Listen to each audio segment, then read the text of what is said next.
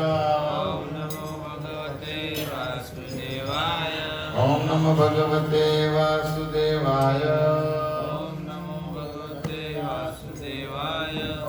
भगवते वासुदेवाय। नारायणं नमस्कृत्यं नरं चैव नरोत्तमं देवीं सरस्वतीं व्यासं ततो जयामुदीरये। नष्टप्रायेषु भद्रेषु नित्यं भागवत सेवया भगवती उत्तम श्लोके भक्तिर्भवति नैष्ठिकीम्। ओम यज्ञानतिमिरान्धस्य ज्ञानाञ्जनशलाकया चक्षुरुन्मिलितं येन तस्मै श्रीगुरुवे नमः। श्रीचैतन्यमनोभीष्टं स्थापितं येन भूतले स्वयं रूप कदा मह्यं ददाति स्वपदान्तिकम्। जय श्री कृष्ण चैतन्य प्रभु नित्यानंद श्री अद्वैत गदाधर श्रीवासादि गौर भक्तवृंद। हरे कृष्णा कृष्णा कृष्णा हरे हरे, हरे राम राम राम हरे हरे। वरापीडं नटवरवपु कर्णयो कर्णकारम् बिभ्रतवासकनककपिशं व्यजयन्तीं शमानम्। रन्ध्राणवेणोदरसुधिया पुरयन् गोपवृन्दे वृन्दावनं सपदरमणं प्राविश गोपकीर्ति। हरे कृष्ण। तो कार्तिक मास के पवित्र दिनों पर सुंदर चर्चा हो रही है कार्तिक मास की।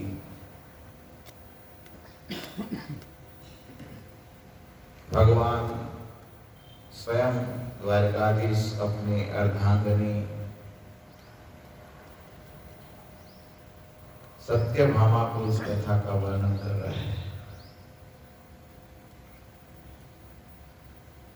हमारा सौभाग्य है, भगवान की कृपा से भगवान कथा कह रहे हैं, इस कथा का हम यहाँ पर गान कर रहे हैं। इसलिए भगवान की कथा सुनना बहुत सौभाग्य की बात है। एक कान दिया है तो भगवान की कथा सुनने के लिए दिया है। एक तुलसीदास जी रामायण में कहते हैं, जो कानों द्वारा भगवान की कथा नहीं सुना गया तो कान नहीं है, वो सर्प है रहने का, सर्प पे रहने के लिए एक भवन है।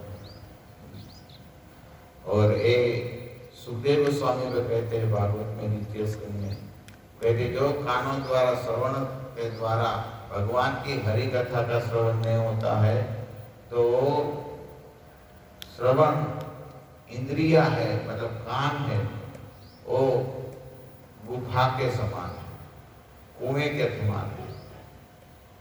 इसलिए हमको इस कथा को बार बार सुनना चाहिए। तुम आगे बढ़ जाइए, आगे आगे बढ़ जाइए, चलो खड़ी हो जाओ, उभी थी आगे बैठा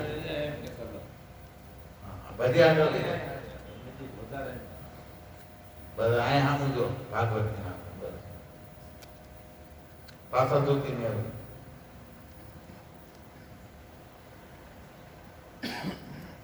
तो मैं कह रहा था, तुलसीदास जी कहते हैं, जिना हरि कथा सुनत नहीं काना, जिना हरि कथा सुनत नहीं काना। कहते जिन हरि कथा सुनत नहीं काना। वो कान कैसे है? वो कान है अहि भवन समाना। वो कान क्या है? अहि मतलब सर्प, सर्प का घर है। तो इस कार्तिक पवित्र मास में कथा सुननी चाहिए। कल हमने एक ब्राह्मण की कथा सुना था और नर्मदा के किनारे पर, वो कौन सा ब्राह्मण था? आपको याद है या भूल गए? हैं? धनेश्वर धनेश्वर ब्राह्मण। हाँ, सुखदेव अच्छा याद रखते, सब भूल जाते। वो इसको कथाकार है ना, सुखदेव का नाम ही है कथा, तो याद रहता है। बाद में सुखदेव करुण ले लें। तो वो तो बनेगा सुखदेव, नाम है तो गुण आएगा। तो धनेश्वर ब्राह्मण नर्मदा के तट पर हरि कथा सुना और भगवत धाम चले गए। तो इसलिए हमको भी हरि कथा का श्रवण करना चाहिए। जितना हम हरि कथा श्रवण करते हैं इतना हमारा लाभ है। तो आज सुत जी कहते हैं आवश्यकतावस्था में कार्तिक व्रत के निवारण का उपाय। आज के बहुत सुंदर बात कहते हैं हे महर्षियों, भगवान वासुदेव अपनी प्रियतमा सत्यभामा को यह कथा सुनाकर सायंकाल का संध्या उपासना करने के लिए अपनी माता देवकी के भवन में चले गए। देखो एक कौन कह रहे हैं, अभी कथा कह रहे थे भगवान और बाद में समय हो गया, संध्या हो गया, तो संध्या के गायत्री करते हैं तो भगवान भी गायत्री करते हैं। देखो ये बड़ी बात है, यहाँ पर लिखा है। इसलिए भगवान को जनेऊ किया जाए। देखिए भगवान जनेऊ पहनते हैं, जगन्नाथ जी पे पहनते हैं, मुरलीधर पहनते नहीं पहनते, वो हमारे गौरनीता है वो सब पहनते हैं। जनेऊ पहनना चाहिए, भगवान भी पहनते हैं। और पहले सब क्षत्रिय भी पहनते थे, वैश्य भी पहनते थे, भगवान स्वयं जनेऊ पहनते हैं। तो फिर वो गए अपने माता के कक्ष में चले गए और फिर यहाँ पर कहते हैं यह भगवान विष्णु को सदा ही प्रिय है तथा भोग और मोक्ष रूपी फल प्रदान करने वाला है। रात में भगवान विष्णु के समीप जागना, प्रातः काल स्नान करना, तुलसी की सेवा में संलग्न रहना, उद्यान करना और दीपदान देना ये कार्तिक मास के 5 नियम है। कार्तिक मास के 5 नियम बता गए। आप देखिए, सुनिए, अभी ध्यान देखिए क्या क्या करना चाहिए। हरि जागरणम, प्रातः स्नानम, तुलसी सेवनम, उद्यापनम, दीपदानम, व्रतानि एतानि कार्तिके। पद्म पुराण में श्लोक लिखे। कल भी एक श्लोक सीखा है, तो याद है आपको? बोलो किसको याद है? रोहिणन को बोलो। वनस्पति नाम तुलसी, मासा नाम कार्तिको प्रिय। एकादशी क्षेत्रे नामम द्वारिकादेशम। एकादशी तिथि नाम च क्षेत्राणाम द्वारिका मम। आपको याद हो गया? नहीं, कितना याद है? बोलो, प्रयास करो। हमको इसके लिए यहाँ पर बैठे, बोलो थोड़ा बोलो, तुकाराम बोलो।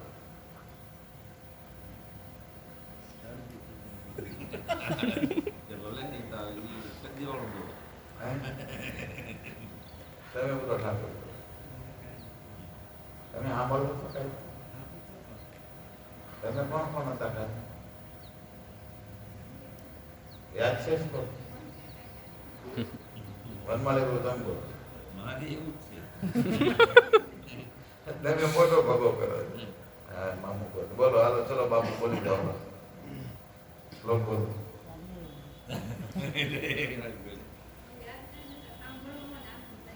देखो ये श्लोक याद करने लायक है, श्लोक सरल है ना।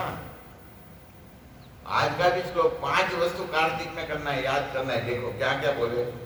हरि जागरणम प्रातः, हरि जागरणम प्रातः, स्नानम तुलसी सेवनम, उद्यापनम दीपदानम, व्रतानि एतानि कार्तिके। 5 वस्तु कार्तिक में करना है। क्या क्या करना है? तो भगवान वेदव्यास जी यहाँ पर लिखते हैं और सुखदेव स्वामी कहते हैं नैमिषारण्यकेश्वर ऋषि मुनि को रात में भगवान विष्णु के समीप जागरण करना चाहिए। कम से कम जितना बजे तक जग सके। हम यहाँ पर जागरण कर सकते हैं। और प्रातः काल प्रातः में उठकर स्नान करना है। आप सब करते हैं, बड़ा सौभाग्य है प्रातः। और फिर क्या करना है? और तुलसी की सेवा करना है। तुलसी की प्रदक्षिणा करना, जल देना, ये सब करना है। और फिर उद्यापन, जो भी व्रत किए हैं हमने, वो व्रत का समय के अनुसार इसका समाप्त करना, संपूर्ण करना। और कार्तिक में 5वां है दीपदान करना। हो गया 5 बोल कर जाओ, बोल कर जाओ। फिर भोग लगे यहाँ पर। आज यज्ञ की सब कथा करने वाला, कितना प्रकार के यज्ञ होते हैं, यज्ञ की कथा होने वाली है। बोलो, पहले क्या बोला? विष्णु के सामने जागरण। दूसरा स्नान करना, प्रातः काल में स्नान तो करते, लेकिन प्रातः काल में तुलसी सेवा। कोई भी व्रत करते अनुष्ठान सही कर परिपूर्ण करना। और लास्ट में दीपदान। हो गया सबको याद? कल मैं सबको पूछूंगा, मन को याद करूंगा। 5 वस्तु करना है, ओके, कार्तिक मास में। तो पुरुष इन 5 नियमों के पालन से कार्तिक व्रत करने वाला पुरुष पूर्ण फल का भागी होता है। देखो वेद जी कहते हैं इस 5 वस्तु का नियम पालन करते हैं तो कार्तिक मास का पूर्ण फल का भाग्य होता है। केवल 5 व्रत करेंगे ना तो भी फिर तो आगे तो बताए ना, भूमि पर शयन करना, एक टाइम प्रसाद, बहुत लेकिन ये 5 करेंगे तो भी क्या होगा? कार्तिक मास के पूर्ण फल के भागी हो जाएंगे। और वह फल भोग और मोक्ष देने वाला बतलाया। भोग भी देता है और मोक्ष भी देता है, सब देने वाला है। भक्त को तो दोनों नहीं चाहिए, उसको भक्ति चाहिए। ऋषि बोले, ऋषि सब 88 ऋषि मुनि बोले, रोमहर्षण कुमार सुत जी, आपने इतिहास सहित कार्तिक मास की विधि विधान भली भांति वर्णन किया। यह भगवान विष्णु को प्रिय लगने वाला तथा अत्यंत उत्तम फल देने वाले हैं। इसका प्रभाव बड़ा ही आश्चर्यजनक है, इसलिए इसका अनुष्ठान अवश्य करना चाहिए। परंतु यदि कोई व्रत करने वाला पुरुष संकट में पड़ जाए तो दुर्गम वन में स्थित और अथवा रोगों से पीड़ित हो तो उसे यह कल्याण में कार्तिक व्रत का अनुष्ठान कैसे करना चाहिए? देखो अभी बता रहे, चलो ये तो आपने बता दिया, लेकिन कोई बीमार हो या रोगों में ग्रस्त हो गया हो या दुर्दित अवस्था में हो तो ये व्रत कैसे कर सकते हैं? तो भी बता रहे इस व्रत कैसे किया जाता है। महर्षियों, ऐसे ऋषियों को भगवान विष्णु अथवा शिव के मंदिर में केवल जागरण करना चाहिए। शिव जी के मंदिर में भी जाना चाहिए। वैष्णव भक्त है ना तो कोई दिक्कत नहीं है और अमर तत्व है, कभी मृत्यु नहीं होता है शिव जी, तो जाना चाहिए। वेद यहाँ पर लिखे, पद्म पुराण में। और विष्णु और शिव के मंदिर में न मिले तो किसी भी मंदिर में वह जागरण कर सकता है। यदि कोई दुर्गम वन में स्थित हो अथवा आपत्ति में फंस जाए तो वह अस्वस्थ वृक्ष जड़ से 5 अथवा तुलसी वृक्ष 20 बैठ कर जागरण करे। जागरण करने के बाद मानो कोई मंदिर नहीं है तो अस्वस्थ मतलब पिपल झाड़, पिपल के झाड़ के, पिपल बोलते हैं ना गुजराती में, पिपड़ो, ये भगवान का रूप आ जाएगा। इसका भी वर्णन है लास्ट में। सब बहुत आपका विषय बहुत गहरा समझने वाला। तो कहते हैं वो पिपल के झाड़ के नीचे बैठकर जागरण करे, या ये भी ना हो तो तुलसी तो होते हैं, तुलसी देवी के पास बैठकर जागरण करना चाहिए। ये बात यहाँ पर वेदिया जी लिखते हैं। अभी क्या कहते हैं? जो पुरुष भगवान विष्णु के समीप बैठकर श्री विष्णु का नाम तथा चरित्र का गान करता है उसे सहस्त्र गोदानों का फल मिलता है। लोग कितनी सुंदर बात बता दी। जो विष्णु के मंदिर में भगवान विष्णु के सामने क्या करते हैं, हरे कृष्णा कृष्णा कृष्णा हरे हरे, हरे राम राम राम हरे हरे, वो करते हैं तो इसको सहस्त्र गोदान का फल मिलता है। ठाकुर जी प्रभु एक गाय देने में हमको सोचना पड़ता है, सहस्त्र गाय का दान हो जाता है। इसलिए सुखदेव जब भी समय मिले ना तो यहाँ पर आके हरे कृष्ण कीर्तन गाना चाहिए, ये सब करना चाहिए, क्योंकि सहस्त्र गोदान का फल मिलेगा। खटिया में पढ़कर नहीं मिलता है। खटिया में गया तो गया काम से, रूम में गया तो गया काम से, नींद आ ही जाता है। नहीं सोना, आपका प्रभाव नहीं, रूम में आपका नहीं चलता है, हमारी मर्जी नहीं चलता है, रूम में खटिया का चलता है। वो बुलाते आ जाओ आ जाओ आ जाओ आ जाओ। और क्या होता है, अरे हमको तो ऐसा होता है, अरे हम तो खटिया में बैठकर भागवत पढ़ेंगे, गीता पढ़ेंगे, जैसे पढ़ते हैं लेते हैं, हो जाता है नहीं होता है। हाँ, ये इसका प्रभाव होता है, खटिया का प्रभाव होता है। इसलिए खटिया से सावधान। हम एक यात्रा में गए थे कुरुक्षेत्र। तो कुरुक्षेत्र में गए तो हमारे साथ कई भक्त थे और मोर मुकुट इत्यादि, तब बहुत छोटे छोटे थे। तो यहाँ पर लिखा था खटमल से सावधान। क्या लिखा था? तो हमारे एक था निकुंज, वो कहते हैं प्रभु यहाँ पर बोलते हैं खटमल से सावधान, मतलब मैं बोला क्या? तो मैं बोला क्या मतलब? बोले खटिया है ना, वो देखना पड़ेगा वो खटिया हिलता है या नहीं हिलता है। वो तो सब वो खटिया देखने लगे ऐसा से, बोले ये तो हिलता नहीं, तो यहाँ पर क्यों लिखा है? मैं बोला खटिया से नहीं, खटमल से है, खटमल से सावधान। खटिया से हम इस चीज हमारे रूम में लिखना है, खटिया से सावधान, खटमल से नहीं। कहाँ से? खटिया से सावधान, सावधानी रखना है। खटिया जैसे गया ऐसा पलंग में, देखो घर मालिक लोग यहाँ ही आ जाती है, खटिया क्या जरूरत नहीं है। हाँ, तो अभी क्या कहे यहाँ पर, विष्णु के मंदिर में कीर्तन करते हैं तो सहस्त्र गोदन है। ये तो कीर्तन का बहुत महिमा है कलयुग में। तो ये तो कलयुग की थोड़ी ना कथा है, ये तो सब युग की कथा है। वो तो भगवान के नाम जप करते कीर्तन करते तो भगवान का धाम ही मिल जाता है। लेकिन कम से कम हमारा ध्यान पूर्वक भी जप नहीं हुआ, ऐसे कीर्तन करते हैं, वेद वेदी का भाव लिखना है, नामा भाष में भी हम भगवान का जप करते हैं तो भी सहस्त्र गोदान का फल मिलता है। देखो फिर कहते हैं आगे, बाजा बजाने वाला पुरुष बाजबे यज्ञ का फल मिलते हैं। सुनते हो अभी बजाए ना, ठक ठक ठक बजा रहता ना, बाजबे यज्ञ का फल मिलते हैं।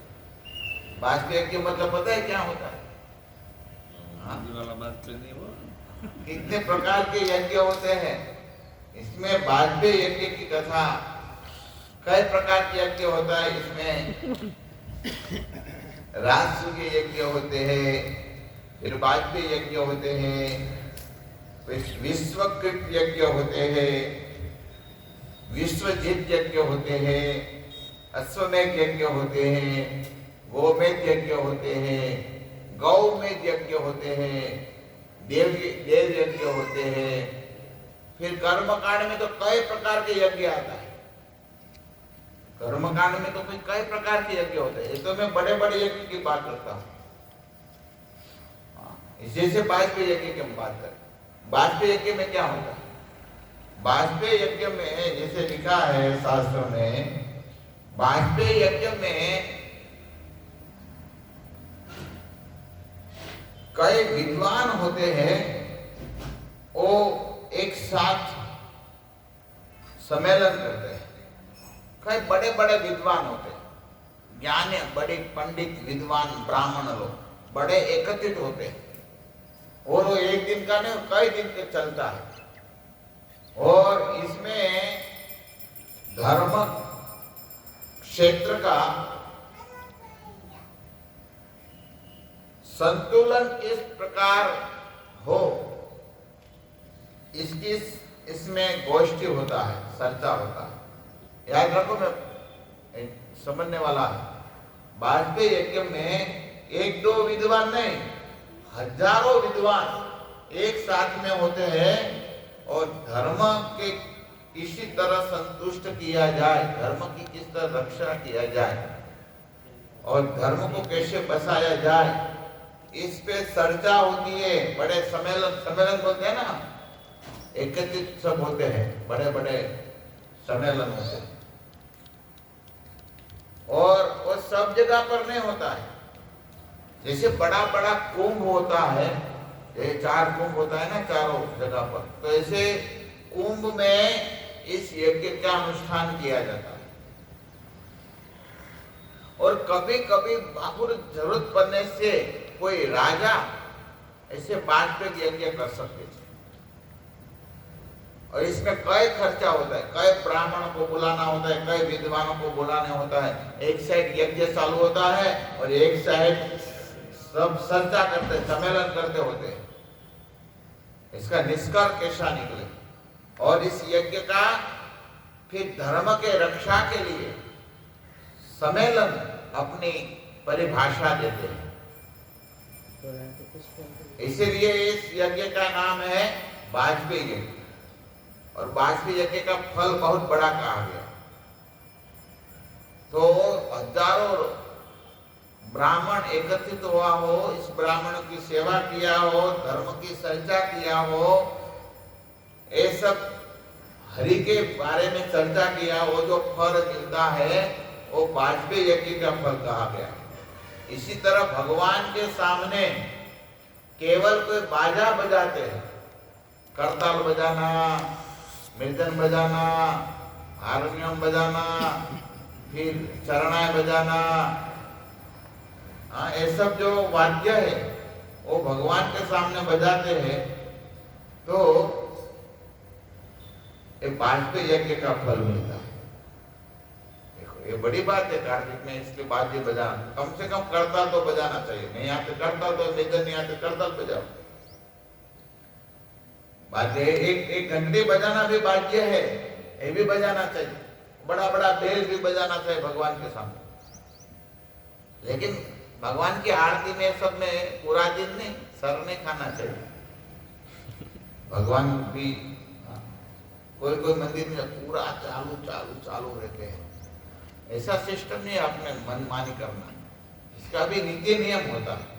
कीर्तन में बजाना चाहिए, ऐसे अपना मनमानी बजाओ ऐसा नहीं। कीर्तन में सब वाद्य बजना चाहिए। जैसे जिसको मृदंग की शिक्षा प्राप्त करनी है तो मृदंग का आचार्य कौन है, पता है आपको? मृदंग बहुत अच्छा कौन बजाते हैं? भागवत में लिखे हैं, इंद्र बजाते। इंद्रदेव है, जब भगवान के पिता वसुदेव का जब जन्म हुआ तब इंद्र ने मृदंग बजाया था, ऐसा कहा गया। और भगवान के जन्म हुआ तब तो है ही, इसलिए मृदंग का बहुत एक्सपर्ट है वो, हमारे गुरु महाराज बताते। इसलिए इंद्र को प्रार्थना करनी चाहिए।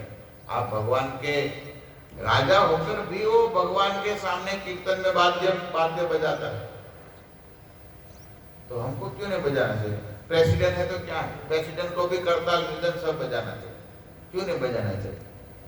इंद्र तो बड़ा प्रेसिडेंट है, सब देवताओं का प्रेसिडेंट है, वो भी भगवान का जब कीर्तन होता है, प्रसन्न करना होता है तो मृदंग बजाते हैं। तो बजाना चाहिए मृदंग, सबको सीखना चाहिए, हारमोनियम सीखना चाहिए, सब सीखना चाहिए। हमारे संकीर्तन लोग 2-3 दिन हारमोनियम सीखा, अभी तो पता नहीं कहाँ सीखा, अभी भूल गए। सारे गामा सीखे नहीं, पता नहीं। सुखदेव भी सीख रहे हो तो सीख रहे, तुकाराम आप सीख रहे नहीं सीख रहे? मृदंग सीखो, आप जेबे सीखो, ये सब भगवान के वाद्य बजाना चाहिए। कीर्तन में सब बजाएंगे, भगवान संतुष्ट हो जाएंगे, समझे? वाजपेयी यज्ञ का फल मिलेगा आप सबको, बजाएंगे तो। वाजपेयी यज्ञ में यज्ञ होते, एक वाजपेयी यज्ञ होते, दूसरा होता है अश्वमेध यज्ञ। अश्वमेध यज्ञ की भी बड़ी कथा है। और तीसरे होते हैं राजसूय यज्ञ। राजसूय यज्ञ की भी बड़ी कथा है। जैसे राजसूय यज्ञ में क्या होता है, राजसूय यज्ञ में भी बड़ा सम्मेलन होता है। इसमें सुसंगत अच्छी रीत से राजाओं का वर्णन करने के लिए वो यज्ञ किया जाता है। सुसंगठित मतलब अच्छा व्यक्ति हो, वो संगठित करके सब राजा हो और विद्वान ब्राह्मण इत्यादि एकत्रित होते हैं और इस राज्य का कौन अच्छा राजा बनेगा इसका वर्णन होता है। इसलिए वो राजसूय यज्ञ कहा गया है। जिस तरह राजसूय यज्ञ किसने किया था, युधिष्ठिर महाराज ने किया था। और इसीलिए किया था, इस राज्य में राजसूय यज्ञ में घोषित किया गया था, इस यज्ञ में किसकी पूजा हो, अग्रसर कौन है, जो सर्वश्रेष्ठ हो इसकी पूजा होनी चाहिए। राजसूय यज्ञ में युधिष्ठिर ने इसलिए यज्ञ किया। कोई दूसरे भी राजा कर देते तो वो इसीलिए करते कि सर्वश्रेष्ठ राजा हो और इसकी वर्णी हो, इसकी पूजा या इसका सम्मान किया जाए, इसलिए राजसूय यज्ञ किया जाता है। ब्राह्मण लोग यज्ञ में विष्णु की आहुति देते हैं और ब्राह्मण लोग, बड़े बड़े राजा विद्वान लोग क्या करते हैं, वो चर्चा करते हैं किसकी अग्र पूजा हो। जैसे राजसूय यज्ञ, राजसूय में कितने लोग आए थे, 20,000 सिंहासन लगे थे। कितना? 20,000 सिंहासन। बड़े बड़े विद्वान, बड़े बड़े राजा लोग आए थे, ब्राह्मण लोग आए थे, छोटे मोटे नहीं, जो भारत भर में बड़े बड़े नाम विद्वान है, जिसके तांबे में पत्र में नाम हो, ऐसे बड़े बड़े विद्वान, ऐसे बड़े बड़े राजा है, इसका परामर्श देने के लिए कि किसकी पूजा किया जाए। तब इस राजसूय यज्ञ में जैसे सबसे बड़े उम्र वाले कौन थे, पितामह भीष्म थे, बड़ी उम्र वाले, 350 साल के थे। कितने? 350 साल के। अब सोचिए, सुखदेव गोस्वामी कितने साल के? 350 साल थे पितामह भीष्म। वेदव्यास जी भी थे इस सभा में, नारद जी थे, बड़े बड़े भगवान के 2 अवतार भी इसमें थे। आप सोचिए, वेदव्यास जी भी थे और नारद जी भी थे इस यज्ञ में, और परामर्श सब कर रहे थे किसकी पूजा किया जाए, किसकी पूजा किया जाए। तब वेदव्यास जी ने कहे, इस सभा में सबसे पूजनीय है तो देवकी नंदन है, भगवान द्वारकाधीश है, और द्वारकाधीश की, भगवान द्वारकाधीश की पूजा होगा। तो पितामह भीष्म भी बोले, सबसे पुराने उम्र वाले, इस संसार में पूजनीय कोई है तो केवल कृष्ण है और कोई नहीं है। और बताया, श्लोक है महाभारत में, जिस तरह आकाश में कई तारा झुरमुट होते हैं और टुम टुम टुम टुम करते हैं, लेकिन इसके पास जब चंद्र का उदय होता है तो इस तारे की क्या वैल्यू है? कुछ नहीं। समझ में आया? जिस तारा होते हैं तारा मंडल, इसमें जब सूर्य आ जाता, इसमें जब चंद्र आ जाता है तो इस तारे की वैल्यू क्या है? कितना दिखते हैं तारा, कितना भी बड़ा हो, लेकिन चंद्र के पास तो छोटा ही। इस तरह यहाँ कई हजार लोग सब अपने अपने परामर्श दे रहे हैं, लेकिन इस तरह इस परामर्श में कोई पूजनीय है तो कौन है? भगवान श्री कृष्ण है और कोई है ही नहीं। ऐसे यज्ञ में, राजसूय यज्ञ में ऐसे परामर्श होता है किस तरह सर्वश्रेष्ठ व्यक्ति हो इसकी पूजा हो, या सर्वश्रेष्ठ राजा हो इसका वर्ण हो, और वे राज्य आगे कर सके। इस राजसूय यज्ञ में ऐसा सम्मेलन किया जाता है। और तीसरा है विश्वजित यज्ञ। विश्वजित यज्ञ में क्या होता है? वो राष्ट्र अथवा मानव के समुदाय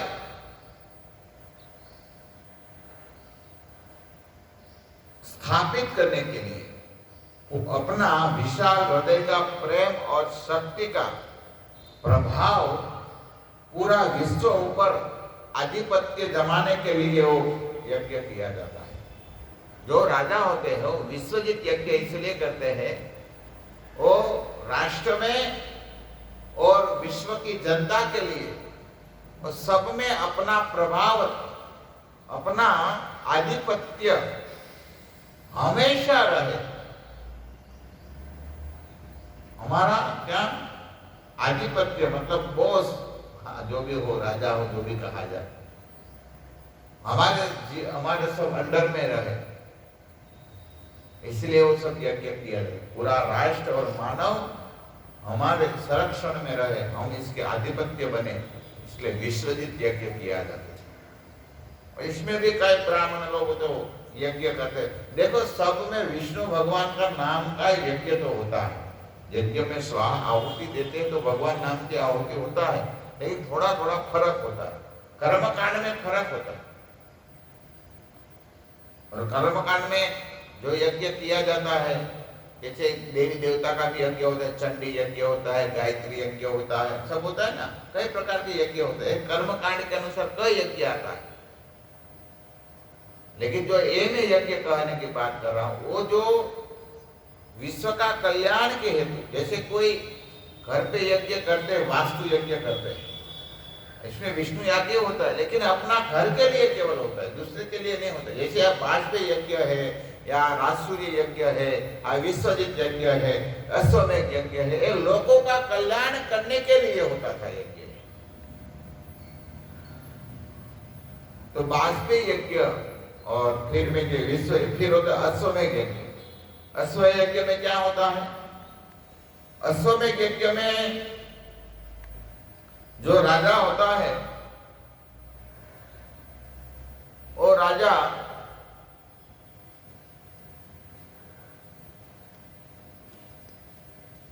सब राष्ट्र के राजा होता है, सब देश देशांतर के जो राजा होता है, इसे पर आधिपत्य प्राप्त करते हैं। अश्वमेध यज्ञ करने के लिए बहुत खर्चा होता है और सब लोग नहीं कर सकते। अश्वमेध यज्ञ कौन कर सकते हैं? जो सब सम्राटों के पर विजय प्राप्त किया हुआ व्यक्ति केवल अश्वमेध यज्ञ कर सकते। भगवान श्री राम ने कई अश्वमेध यज्ञ किए थे। भगवान पृथु महाराज ने 100 अश्वमेध यज्ञ किए। 99 अश्वमेध हो गए, 99 यज्ञ, और जब 101 अश्वमेध हो रहा था तो कौन आए? इंद्र आए। और इंद्र आया और अश्वमेध में और सब डाल दिया और थोड़ा यज्ञ का जो अनुष्ठान था वो बिगाड़ दिया।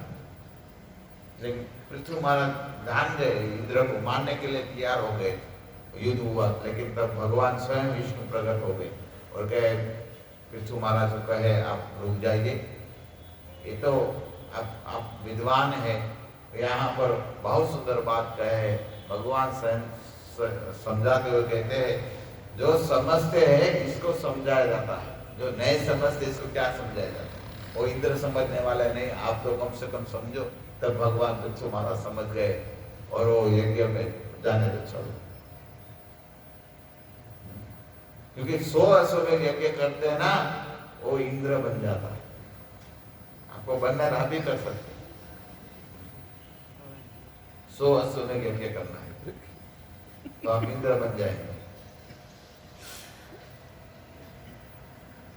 तो ब्रह्मा बनेगा। जैसे बलि महाराज ने किया था 100 अश्वमेध यज्ञ, तो वो तो हो ही गया अश्वमेध। भगवान वामन प्रसन्न हो गए।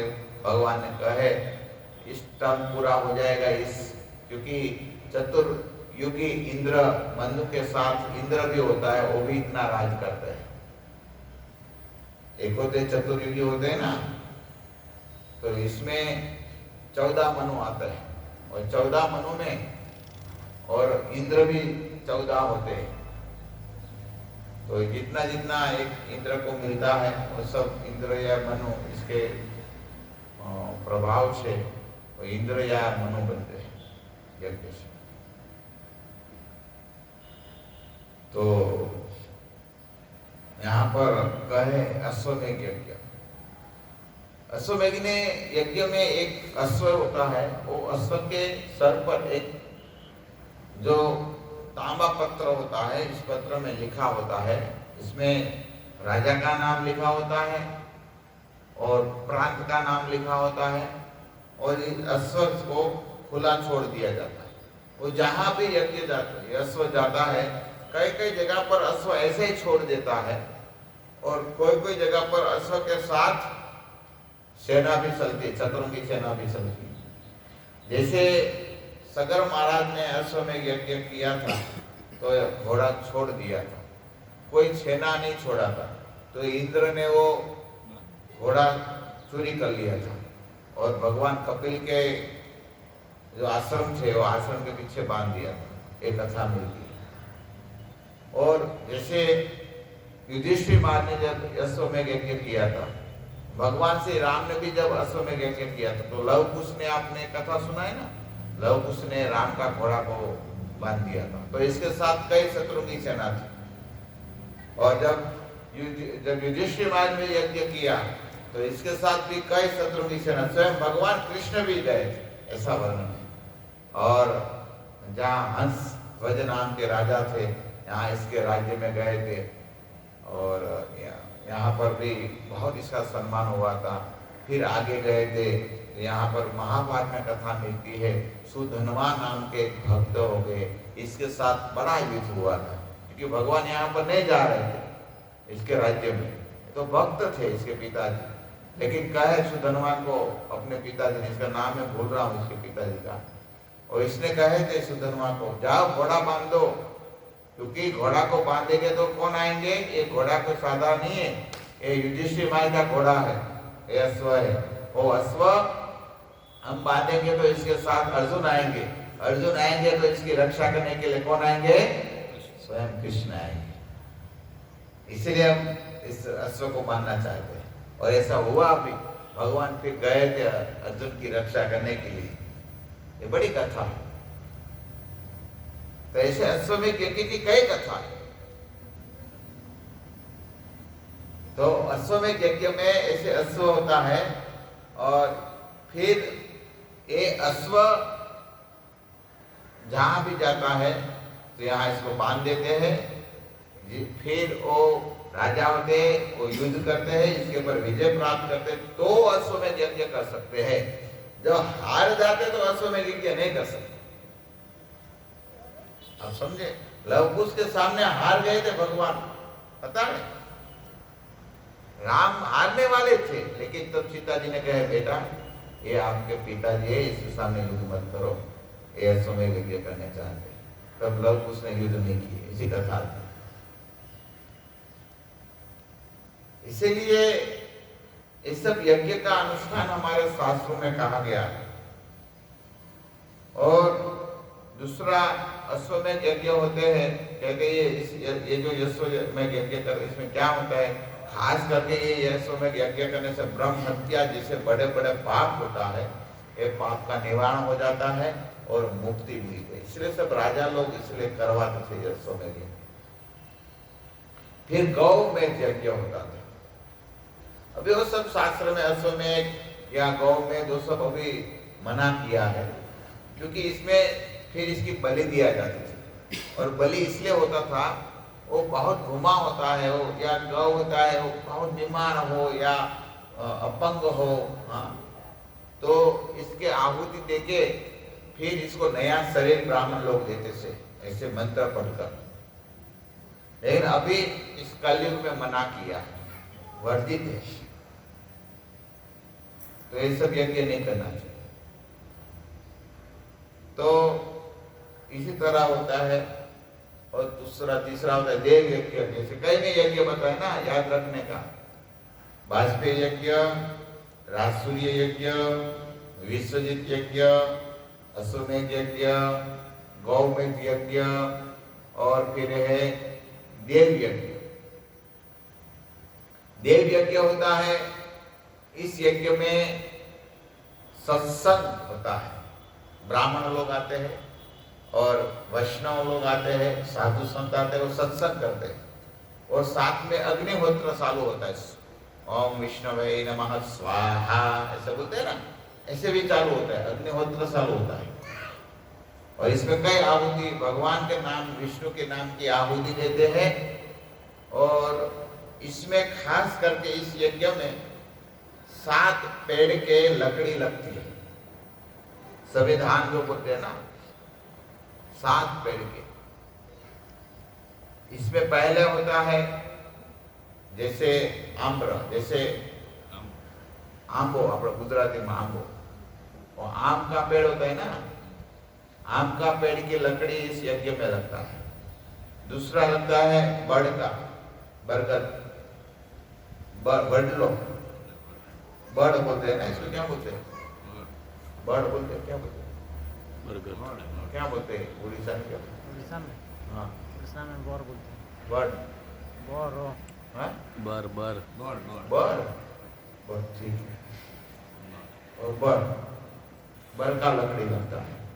तीसरा होता है पीपल, पीपल की लकड़ी लगता है। चौथा होता है ढाक नाम के वृक्ष। पांचवा होता है झांटी नाम के वृक्ष। छठा होता है जाम्बू नाम, और 7वां समीन। ये 7 नंबर के जो पेड़ है, 7 नाम के पेड़ है, इस पेड़ का लकड़ी इसमें लगते, इसको संविधान कहते हैं। और जैसे हमारे हिंदी में आंकड़ो, खिजड़ो, ये सब होता होगा, उनको तो संस्कृत शब्द है, तो इस तरह होते हैं। तो ये सब यज्ञ में यूज किया जाता है। हरे कृष्णा कृष्णा कृष्णा हरे हरे, हरे राम राम राम। 7 प्रकार के झाड़ का लगता है संगीत लोग, 7 प्रकार। ओके, तो इसलिए कहा गया है इस यज्ञ का नाम है देव्य। तो ऐसे कई प्रकार की यज्ञ है, ये तो मैं आपको थोड़ा बताया। इस पे सुनना है तो कई प्रकार के यज्ञ की, तो मैं ऐसे ही रात में सोच रहा था, पढ़ रहा था, तो मेरे को याद आ गया, चलो कुछ बोले। तो यज्ञ क्या होता है, तो मैं सब विचार कर उम्र सब सासों से पढ़ रहा था, तो ये सब मुझे मिला, आपको मैं बताया। अभी आगे और कहते हैं, उन नियमों का पालन करने के मनुष्य को धन देता है। तो यहाँ पर जो कहा है कार्तिक में 5 वस्तु का नियम पालन करते हैं या जागरण करते हैं, वो सब नहीं होता है, तो कम से कम जो तुलसी या मंदिर यहाँ पर जागरण करता है, तो ये सब फल मिलता है। अभी आगे कहते हैं, बहुत सुंदर बात कहते हैं, देखो, उक्त नियमों का पालन करने वाले पुरुष दर्शन और नाम सुनने भी उनके पुण्य का 6ठा हिस्से प्राप्त हो जाता है। जो आपत्ति में फंसे जाने कारण नहाने के लिए जल न पा सके, अथवा जो रोगी होने के कारण स्नान न कर सके, वह भगवान विष्णु का नाम लेकर मार्जन कर सकते हैं। बता दिया, जैसे कोई रोगी हो, बहुत बुखार आ गया तो स्नान नहीं कर सकते हैं। हाँ, इस कार्तिक में ऐसा होता ना, जाड़ा के समय हो जाता है, जाड़ा मतलब ठंडी के समय स्नान नहीं हुआ तो मंत्र बोलकर पवित्र हो जाता है। बोला था ना मैं, मंत्र से स्नान होता है। कितने प्रकार का स्नान होता है? हाँ, याद है या भूल गए? आपको याद है? मैं बताया 4 प्रकार का स्नान। तो याद है? आपको याद है? कौन सा? वायव्य स्थान, वारुणी स्थान, बाह्य स्थान, मंत्र स्थान। 4 प्रकार के स्नान मैं बताया, ये सब याद रखना चाहिए, ये बहुत जरूरी है। ये बार बार थोड़ी ना कथा होगी, तो समय आया तो ये विषय सब ले लिया है।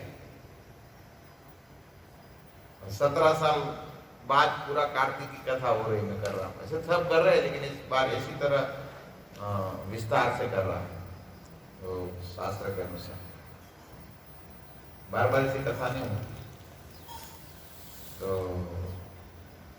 तो यहाँ पर कहा गया है, जो रोगी हो और जल न हो, मानो कोई जगह पर गए बनमाली प्रभु तो जल नहीं है, तो कम से कम तब क्या करके स्नान करना चाहिए? हरे कृष्णा कृष्णा कृष्णा हरे हरे, हरे राम ये मंत्र से स्नान। तब नहीं है तो आलसी नहीं करना है, जल हो गर्म पानी हो तभी हम स्नान न करें तब तो बहुत आलसी है। रोगी हो तो फिर गर्म पानी मिले तो भी स्नान कर लेना चाहिए, स्नान हर रोज करना चाहिए। स्नान बिना कभी नहीं मंदिर में आना चाहिए, हाँ ऐसी कभी नहीं आना है, ना आवा मंदिर में, ना उदी नहीं आवा कोई। तो ये है बताया, जो कार्तिक व्रत में पालन प्रवृत्ति होकर उसका उद्यापन करते, मतलब जो व्रत करते हैं रीति नियम से इसका जो उद्यापन करते हैं, तो क्या क्या होता है इसमें कहते अपने व्रत की पूर्ति के लिए यथाशक्ति ब्राह्मण को भोजन कराए। ब्राह्मण इस पृथ्वी पर अव्यक्त विष्णु के व्यक्त स्वरूप है। ब्राह्मण है भगवान का व्यक्त कहते हैं यहाँ पर, और व्यक्त स्वरूप है, तो ब्राह्मण को भगवान के रूप मानकर इसकी सेवा करनी चाहिए। उनके संतुष्ट होने पर भगवान सदा संतुष्ट होते हैं, इसमें तनिक भी संदेह नहीं। जो स्वयं दीपदान करने में असमर्थ हो वह दूसरे का दीप जलाए अथवा हवा आदि के उन दीपों की यत्नपूर्वक रक्षा करे। देखो यहाँ पर कह रहे कोई दीपदान में असमर्थ हो, दीप न दे सके, घी का पैसा नहीं है, बत्ती का पैसा नहीं है, हाँ, और दीप लाने के लिए वो जो इसका नहीं, क्या बोलते इसको, कोड़िया। कोड़ा, उड़िया में हाँ, कुंडिया, कुंडी कुंडी, कुंडी, कुंडी, हाँ, कुंडी जो भी है, तो वो सब पैसा नहीं है, तो दूसरा जो दीवा जलाते हैं, दीप करते हैं, इसकी रक्षा करें तो भी फल मिलता है। और तुलसी वृक्ष अभाव से वैष्णव ब्राह्मण का पूजन करे। कभी मानो तुलसी नहीं है तो क्या करे, ब्राह्मण की पूजा कर ले, क्योंकि भगवान विष्णु अपने भक्तों के हृदय में सदा विराजमान रहते। अथवा सब साधनों के अभाव में व्रत करने वाला पुरुष व्रत की पूर्ति के लिए ब्राह्मण, गाय, पीपल और वट के वृक्ष की सेवा करे। कुछ ना हो, मूर्ति भी ना हो, कुछ भी ना हो, तब क्या किया जाए, तो बोले ब्राह्मण, गाय और पीपल, वट वृक्ष की सेवा करे तो कार्तिक मास में फल मिल जाता है। तो सब ऋषियों ने प्रश्न किया, प्रभु आप बताइए, सुत जी आपने पीपल और वट वृक्ष को तथा ब्राह्मण के समान कैसे बता दिया? ब्राह्मण को के साथ गाय, वट वृक्ष आप कैसे पीपल को बता दिए? तब कहने लगे सुत जी, महर्षियों, पीपल के रूप में साक्षात भगवान विष्णु विराजमान है। देखो सुखदेव, पीपल को हर रोज प्रणाम करना चाहिए, ये भगवान विष्णु है, समझे? इसलिए मुझे कई लोग बोलते न्या हूँ माथू टेकावे छे, तमने हूँ खबर पड़ी न्या शास्त्रों में लिखो એટલે टेकावता हूँ। मैं प्रणाम करता हूँ ना कई जगह पीपल को, आम, तो सब बोले प्रभु जी को तो कुछ पता नहीं। अरे भाई ये शास्त्र में लिखे इसलिए करते हैं, ये सब भक्ति है, ये सब सोचक भक्ति के अंग में भी लिखे है भगवान का ये सब रूप का वर्णन रघु स्वामी,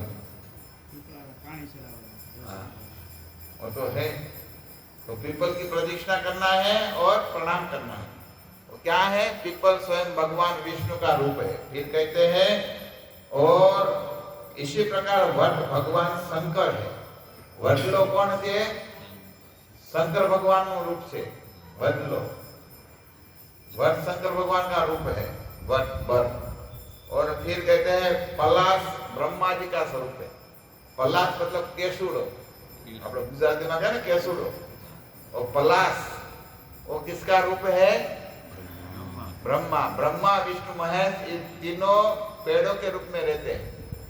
कोई कोई जगह पर मूर्ति नहीं होता है तो इस जगह भगवान ऐसे प्रकट होते हैं। आंवला भी भगवान के स्वरूप है। तो सब इसलिए ये सब हम सबको पालन करना चाहिए। और फिर कहते हैं पूजन और सेवन पाप भारी माना गया है। इसलिए तीनों का दर्शन, पूजन और सेवन सब पापों का नाश करने वाले हैं। दुख, आपत्ति, व्याधि और दुष्टों के नाश में उसका कारण बता गया। जैसे दुख होता है ना, तो पीपल की पूजा करे, बड़ की पूजा कर लिया या पलाश की पूजा कर लिया तो हमारे कई प्रकार के दुख होता है और आपत्ति होते हैं, आपत्ति मिट जाती है। इस प्रकार यहाँ पर कहा गया। तो हम सबको ये बहुत ध्यान रखना चाहिए। 64 अंक भक्ति के, इसमें कई सब चर्चा हुई। ठीक है। हरे कृष्णा कृष्णा कृष्णा